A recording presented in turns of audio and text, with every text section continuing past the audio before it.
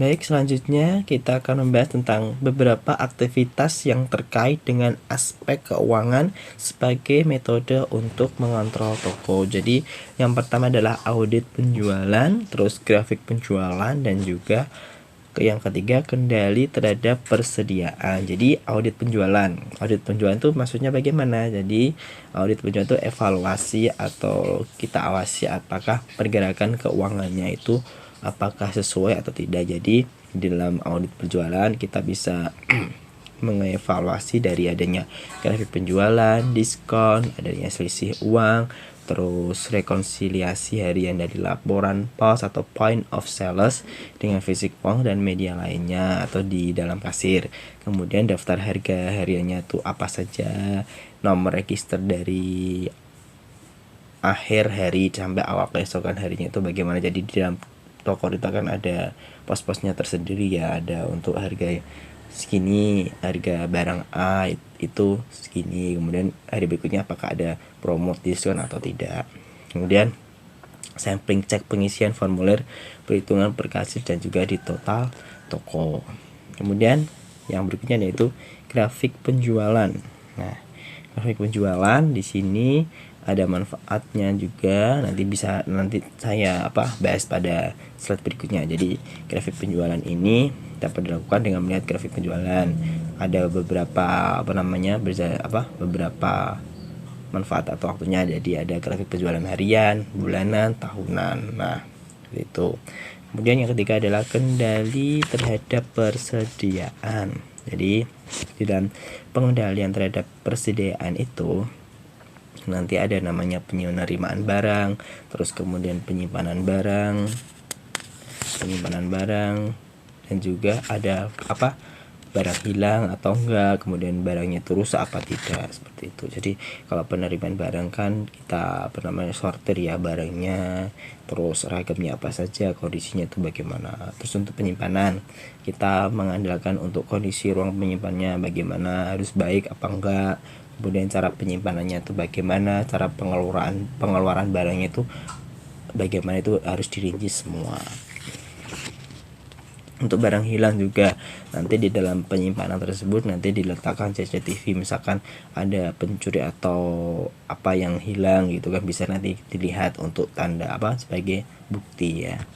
Terus barang rusak, jadi barang rusaknya bisa mengaplikasikan dari sistem akuntansi yaitu FIFO, first in first out, dan juga LILO, last in last out.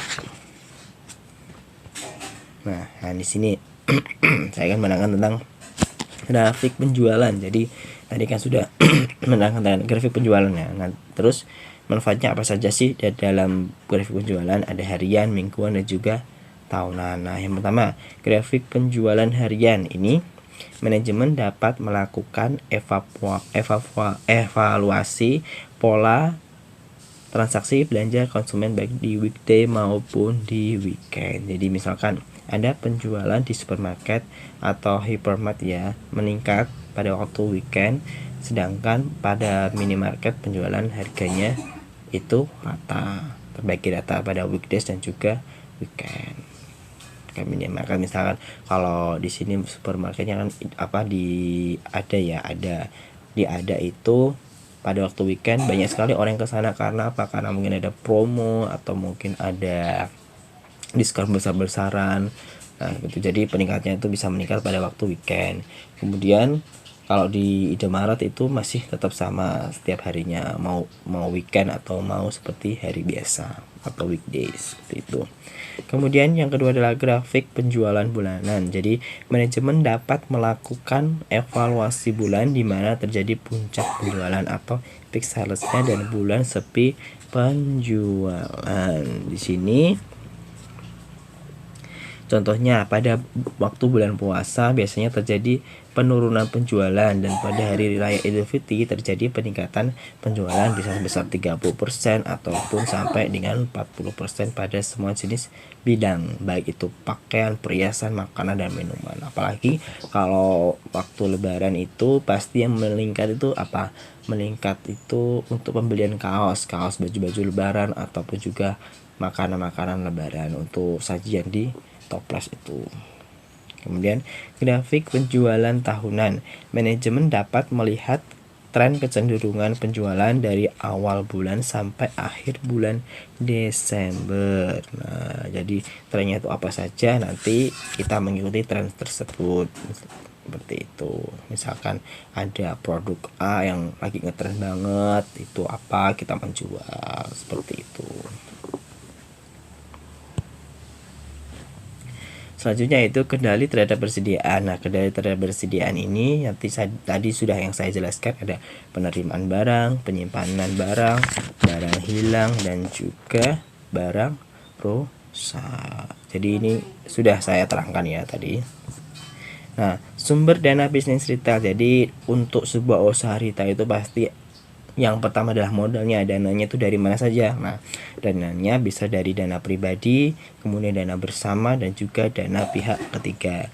Kalau sumber dana pribadi ini biasanya memanfaatkan sumber dana yang dimilikinya kalau pribadi ya, untuk membangun dan mengembangkan bisnis. Nah, seperti itu.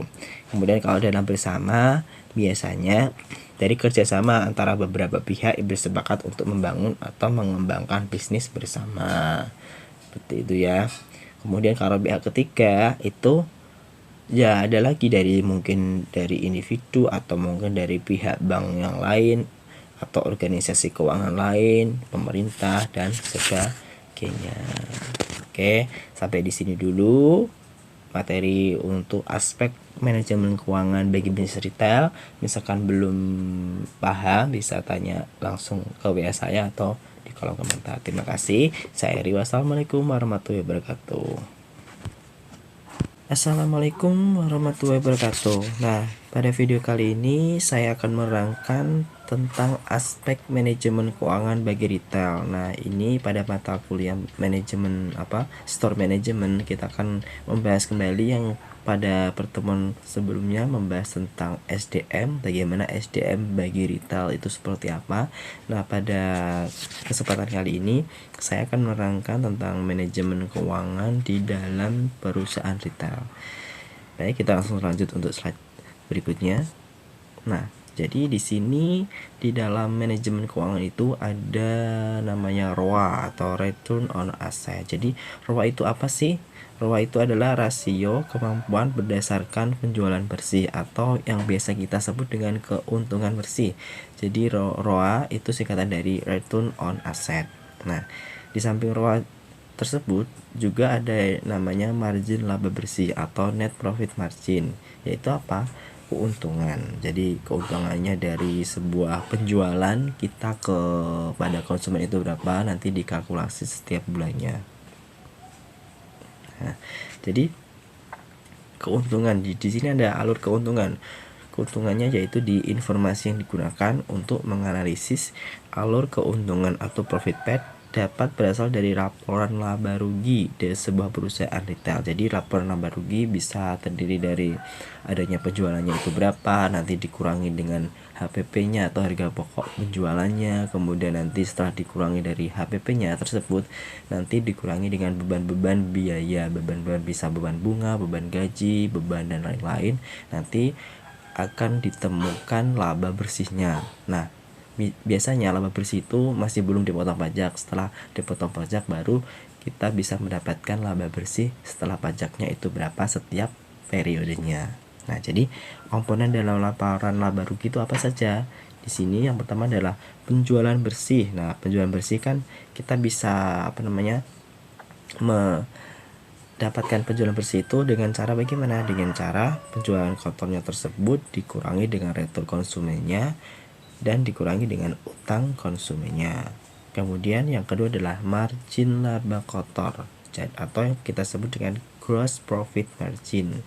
Jadi bagaimana cara untuk mengetahui keuntungan kotornya tersebut? Bisa diketahui dengan cara penjumlahan bersih dikurangi dengan HPP-nya tersebut. Nanti kita bisa mengetahui laba kotornya, baru kemudian laba kotornya itu dikurangi dengan beban-beban yang sudah atau yang ada di dalam perusahaan tersebut. Kemudian beban. Nah, beban-beban yang terdiri dari banyak sekali beban, misalnya ada beban umum, beban penjualan, beban dan lain-lain. Nah itu nanti dijumlah semua, nanti dikurangkan dengan laba kotor tersebut. Kemudian keuntungan bersih. Keuntungan bersihnya itu bisa didapatkan dari margin kotornya atau laba kotornya dikurangi dengan beban-beban tersebut. Nanti hasilnya akan didapat keuntungan bersih atau laba bersih. Oke, selanjutnya. Nah, di sini alur perputaran. Jadi informasi yang didapat digunakan untuk menganalisis alur perputaran seperti adanya dari neraca saldo. Neraca saldo itu terdiri dari aset. Asetnya apa saja? Ada aset, liabilitas, dan lain-lain. Jadi asetnya itu apa? Asetnya itu ya sumber-sumber ekonomi. Ya pokoknya intinya modal lah, kas dan sebagainya ya. Kemudian liabilitas, kewajiban-kewajiban perusahaan untuk membayar tunai atau sumber-sumber ekonomi lain sebagai hasil keuntungan dari keuntungan masa lalu, keuntungan masa sekarang, dan juga keuntungan masa depan. Jadi di dalam aset tersebut, aset juga ada beberapa aset. Jadi misalkan ada aset lancar, terus aset tetap. Nah, kalau aset lancar itu apa saja? Jadi ada kas, ada piutang, dan lain sebagainya. Terus kemudian kalau aset tetap misalkan kita punya gedung, terus punya mesin, punya rumah, perlengkapan, kantor, dan sebagainya, itu bisa dimasukkan ke dalam aset tetap. Nah, seperti itu. Jadi kalau aset lancar itu uang yang kita terima itu berapa, bisa jadikan modal, kemudian kita punya utang itu berapa, inventaris, dan lain sebagainya. Baik, selanjutnya. Nah ini yang alur perputaran capture-nya sudah saya sebutkan tadi. Jadi ada aset lancarnya, terus uang yang diterima. Nah, kalau uang yang diterima itu bagaimana? Karena sangat penting. Contohnya misalkan ada seseorang yang investasi yang kepada perusahaan tersebut. Terus inventaris barang. Inventaris barang kan semua barang dagangan yang dijual oleh retail. Jadinya ada beberapa barang yang kita memang dianggap sebagai inventaris atau kepemilikan ya. Kemudian uang dan aset lain, bisa cash, bisa aset-aset yang lainnya. Terus perputaran aset tetap. Aset tetap itu yang kayak tadi, ada gedung, mesin, rumah, bisa investasi untuk jangka panjang. Dan kemudian perputaran aset, jadi asetnya dari aset aset tetapnya itu diputar ya. Jadi penjualan bersihnya dibagi dengan total asetnya itu berapa, nanti bisa kelihatan atau nilai dari perputaran aset itu berapa. Baik, selanjutnya yaitu ada beberapa indikator keuangan di dalam retail. Jadi terdapat beberapa indikator keuangan di dalam retail yang dapat digunakan dalam mengukur kinerja keuangan dalam bisnis retail. Lalu apa saja itu indikator dari keuangan dalam retail tersebut?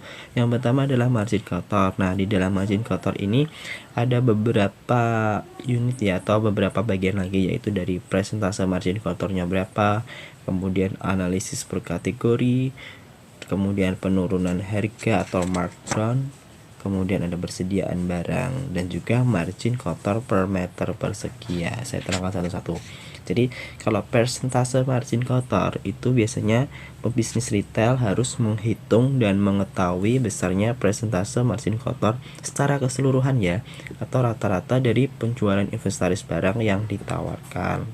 Nah, kalau analisis per kategori itu biasanya pebisnisnya atau yang punya perusahaan retail itu harus menganalisa persentase keuangan dan kecepatan perputaran penjualan dari setiap kategori produk yang dijual, sehingga dapat mengatur lokasi dan luas ruang untuk penempatan display. Jadi ditata persentase keuntungannya, kira-kira kalau ditempatkan seperti ini apakah kita mendapat keuntungan atau enggak. Kira-kira barang A ini itu dapat berapa persen keuntungan yang kita dapat karena kita membelinya dari grosir atau kita membeli dari pabrik langsung, seperti itu ya.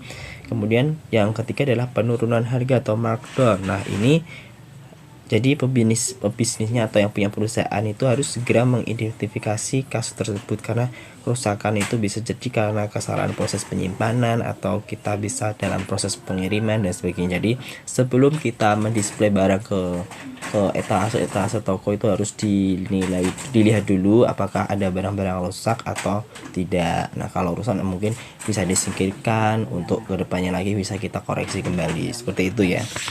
Dan kemudian untuk persediaan barang, jadi pada umumnya di dalam toko retail itu kalau membeli barang itu atau kulaannya bisa cara kredit atau apa, itu biasanya kita melakukan perputaran uang dari hasil penjualan produk kepada konsumen. Nah, seperti itu ya kalau untuk persediaan barang. Kemudian yang terakhir adalah margin kotor per meter persegi. Maksudnya gimana ya? Jadi di dalam bisnis ini, peritel yang baik harus dapat memaksimalkan margin kotor setiap meter persegi dari area ruang yang dimiliki. Jadi semakin luas area yang digunakan untuk berjualan, maka semakin efisien operasional dari toko retail tersebut. Kemudian yang B, biaya operasional toko sebagai persentase penjualan. Nah, di sini ada dua macam, yaitu biaya tetap atau fixed cost dan juga biaya variable cost. Ini maksudnya bagaimana?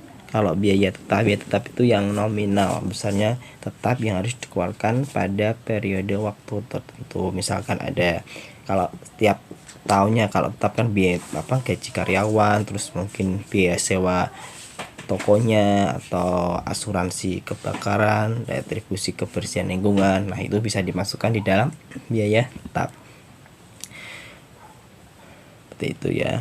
Kemudian margin belum yang variabel ya. Variabel itu kan biaya yang dalam periode waktu tertentu. Misalkan ada bonus dari karyawan, ada listrik, biaya air, promosi, pendapatan usaha dan sebagainya, itu bisa masuk dalam biaya variabel. Yang C, margin kontribusi. Jadi maksudnya bagaimana margin kontribusi?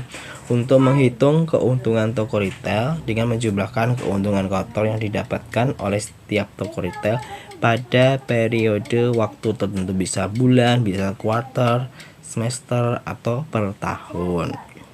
Nah, di sini paham? Kalau misalkan belum paham bisa dikomen di kolom komentar ya. Oke, saya lanjutkan kembali berikutnya. Nah, jadi berikutnya adalah pengaturan untuk tujuan pengelolaan keuangan. Jadi di sini pengaturan tujuan-tujuan pengelolaan keuangan meliputi hasil pengolahan, kerangka waktu di mana tujuan harus dicapai, sumber-sumber yang diperlukan untuk mencapai tujuan tersebut. Di sini ada beberapa pengaturannya ya, yaitu yang pertama, proses atas bawah vs versus bawah atas. Maksudnya bagaimana? Jadi perencanaan atas bawah artinya bahwa itu tujuan-tujuan dapat diatur di bagian atas organisasi dan menurun ke bawah melalui tingkat pengelolaan. Jadi pendekatannya itu dari pihak manajemen diturunkan ke, asalnya dari atas ya. Asalnya misalkan kalau dari atas ya ada manajer yang top ya, top manajemen, kemudian dia ke bawah lagi diturunkan ke level middle management, nanti diturunkan lagi ke low management, seperti itu ya. Atau yang kalau yang biasanya kalau di toko misalkan yang pemiliknya nanti diturunkan ke manajemen, lalu manajemen diturunkan kepada karyawannya, seperti itu. Kemudian sebaliknya ya, yang bawah atas ya. Jadi bawah atas juga kebalikannya. Jadi dari bawah langsung ke atas. Contohnya misalkan pada kasus pengelolaan keuangan, dari level line manajemen atau yang bawah langsung mengajukan serahkan kegiatan operasional ini. Nah, kemudian dilaporkan kepada middle management atau yang di atasnya, dan yang atasnya lagi melaporkan kepada pimpinan, seperti itu. Kemudian yang kedua, keadaan untuk dipertanggungjawabkan. Jadi pada tiap level bisnis retail, unit bisnis dan manajernya harus menangani dengan mempertanggungjawabkan pengendalian pendapatan dan biaya-biaya pengeluaran. Nah, jadi harus dilaporkan ini buat apa saja, ini buat apa saja, seperti itu. Kemudian Pengukuran pengelolaan contohnya penjualan penjualan, jadi tolak ukur global dari seberapa banyak kegiatan yang ada di dalam toko. Kemudian jenis-jenis pengukuran, bisa pengukurannya itu apa saja, ada mungkin dari audit penjualan, terus bisa grafik penjualan atau dan lain sebagainya. Itu.